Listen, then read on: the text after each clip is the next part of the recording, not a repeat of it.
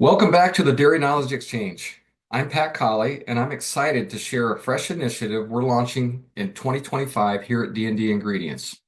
Each month, we'll bring an educational webinar on this platform, spotlighting timely industry topics and featuring one of our valued partner products. Make sure to visit the D&D website regularly to explore these new learning opportunities. Hi, I'm Gary Mitchell with BioAg Solutions. I launched this company 3.5 years ago, and very much I'm looking forward to the opportunity to share with you what we are doing. We are a research and development company. Our R&D folks, each have 20 plus years of experience in working with microbial technologies. Our R&D labs in Albuquerque, New Mexico, and we keep a business office in Cheyenne, Wyoming. We do our manufacturing with D&D Ingredients in Delphos, Ohio. It's close to where I live. And we have a distribution agreement with them as well.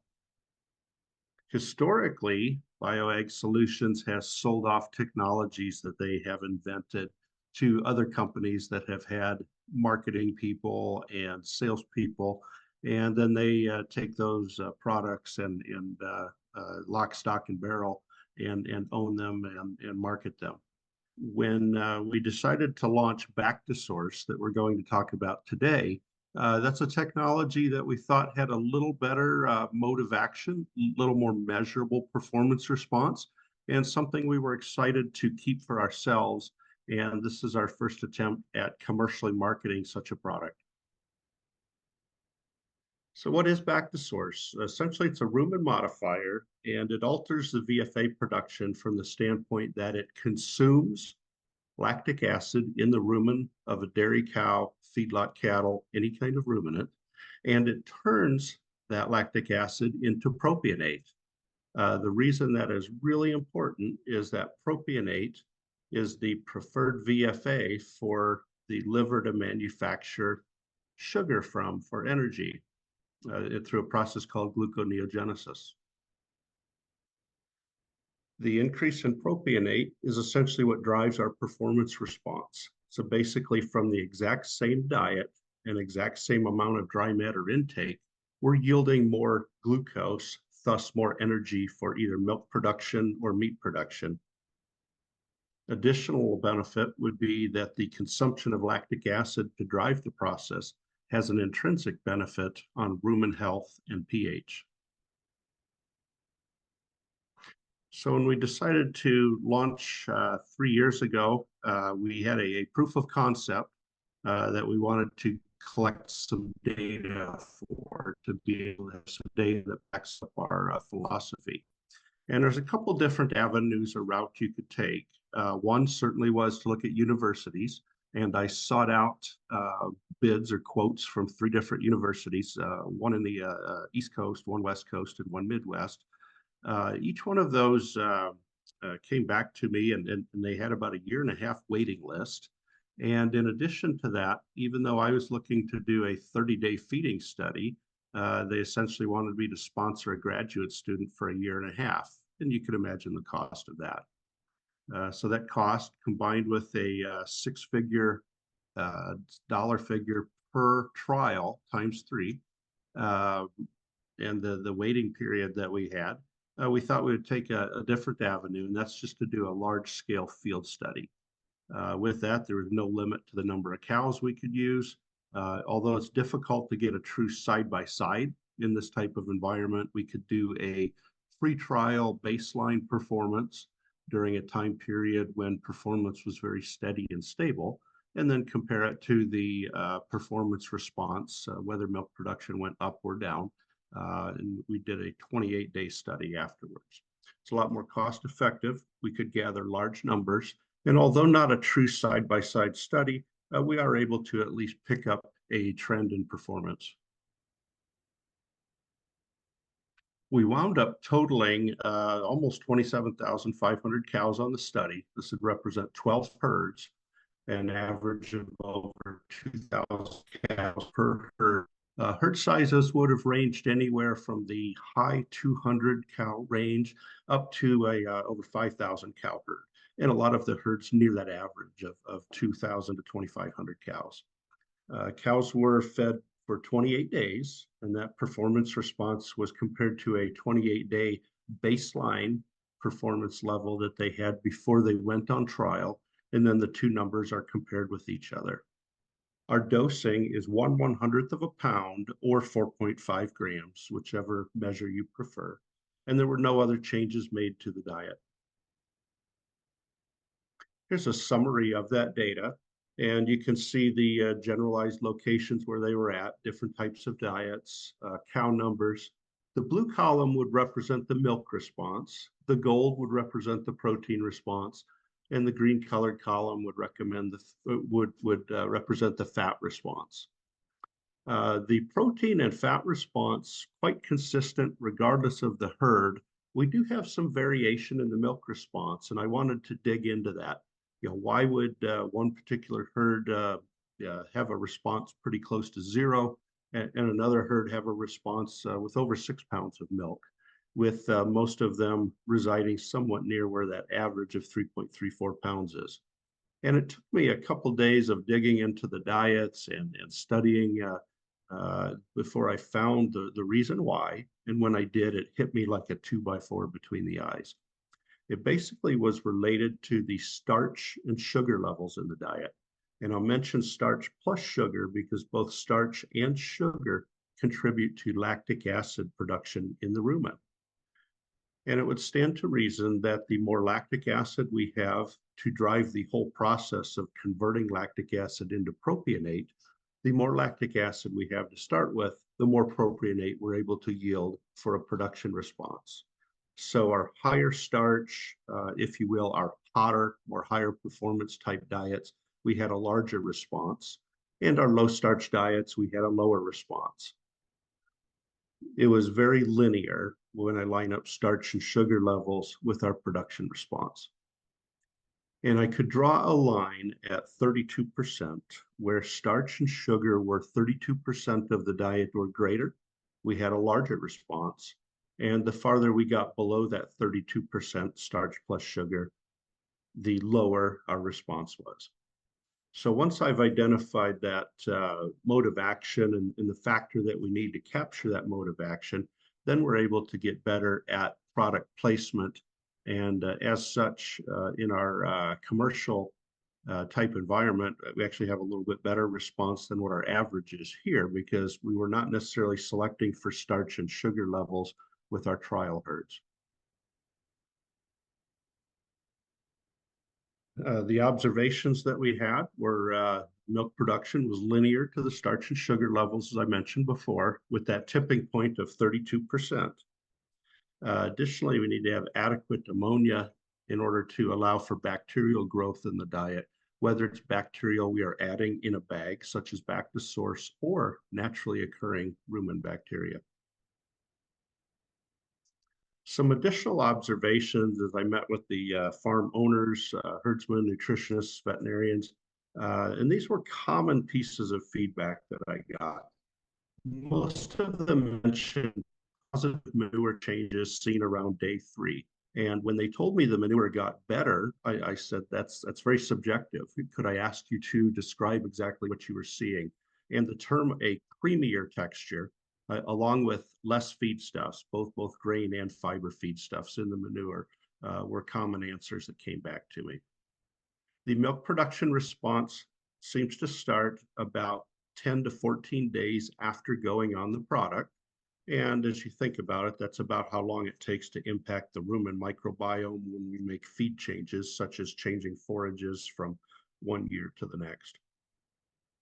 And that production response continued to grow each day for another 10 days to 2 weeks afterwards. And then it plateaued, and that essentially was the response we were going to get. It's important to note that although we did get a milk production response, there was not an increase in feed intake. As a matter of fact, in about 20% of the herds, an actual decrease in feed intake. Coincidentally, that seemed to happen with the herds that had the highest starch and sugar levels to start with. So the hotter diets, if you will, actually decreased feed intake.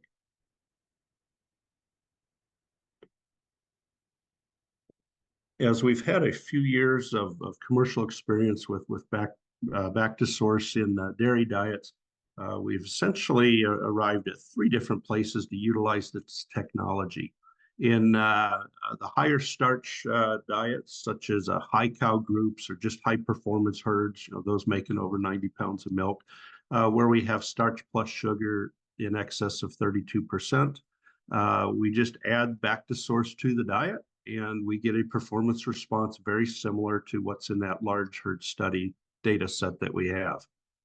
In more conservative starch diets, where starch is, say, below 30% for starch plus sugar, one strategy many nutritionists have employed is to utilize the lactic acid consuming nature of BactiSource to allow them to comfortably feed more corn or add more starch to that diet. And as you could imagine, they get a rather large boost in milk production when it's a combination of increasing the starch and converting the lactic acid from that starch into propionate. With that particular strategy, we actually get a larger than average response compared to what our data set was in our large scale study. And then as the cost of dietary fat rises and drops, when fat is high and starch levels are relatively low, we do have several nutritionists that back out enough of the fat, which is roughly about $1 a pound, to make room for adding BactiSource, which the cost to feed BactiSource is in the 9-cent range, kind of depending on what mill margin and freight is. But if you could back out 9 cents worth of fat to bring in BactiSource and the increase in propionate production more than makes up for any kind of milk loss we'd have from backing out 1/10 of a pound of fat. So all three of these strategies are regularly employed by nutritionists that we've been working with for the last 3 years. Some additional opportunities that we have as we think about the ability of BactiSource to mitigate lactic acid production is looking at transition calves as we transition from milk over to dry feed, and acidosis sometimes an issue as those calves go from a primarily sugar-based energy source with milk to a starch-based energy source as they transition over to dry feed. And also in feedlot animals, upon arrival, the first 30 days on feed, as we're ramping those calves up on full feed, we have many feedlots that are using BactiSource to help mitigate acidosis. And so as we're ramping those incoming feeder cattle up to full feed, instead of that 2 steps forward, 1 step back, yo-yo kind of feed consumption and subsequent acidosis issues that we're used to, we have a much more steady increase in feed intake and able to get those calves ramped up to those hotter diets roughly in about half of the time compared to what we're normally used to. And then with stressed animals, any kind of stress, when animals are under stress, their body responds with systemic inflammation. That's why when you're cold and when you have a cold and you're sick and your head feels like it's swelled up to twice its size, and you feel it in your nasal passages. When you have that systemic inflammation in the body, body becomes an obligate user of glucose. In other words, it needs more glucose. So in the case of a human with a head cold, as much as grandma's chicken soup recipe is good for that head cold, so would some sugar, just in the form of honey, jelly beans, candy. Your body's going to crave and need glucose in order to respond to that inflammation. A cow is no different. They're going to need more glucose to respond to that inflammation. BactiSource, as we mentioned earlier, creates more glucose from the diet by converting lactic acid into propionate, which propionate is the preferred volatile fatty acid for the liver to manufacture glucose from. Dosing, as mentioned earlier, for adult dairy cows, whether it's Jerseys or Holsteins, 4.5 grams per day or 1/100th of a pound. Our feedlot cattle dose, we're at half of that. And then calves, 1.5 grams per head per day. The product's packaged 50-pound polyline paper bags. Our stability for the bacteria shows that we don't start to die off until we're about 10 months in storage. So we feel comfortable with stability up to 9 months. They are packaged 40 bags to a pallet. And if you'd like some more information or like to speak to one of our representatives and ask some specific questions, makemoremilk.net would be our website address. Do not go to makemoremilk.com. That is a different website, but makemoremilk.net. And there would be contact information for our representatives to answer questions for you. There's also a digital version of our brochure that explains the mode of action. And the data set that I presented earlier is listed on this website as well. Additionally, there's a energy corrected milk calculator tool on there to use since we get a response with both butter, fat, and protein in addition to milk. When you look at the value of energy calculated milk, what it might appear to be a 3-pound response might actually be closer to a 4-pound response from an energy corrected milk standpoint. And there's an opportunity with that tool to plug in your own real numbers that you utilize to calculate the value of that production response.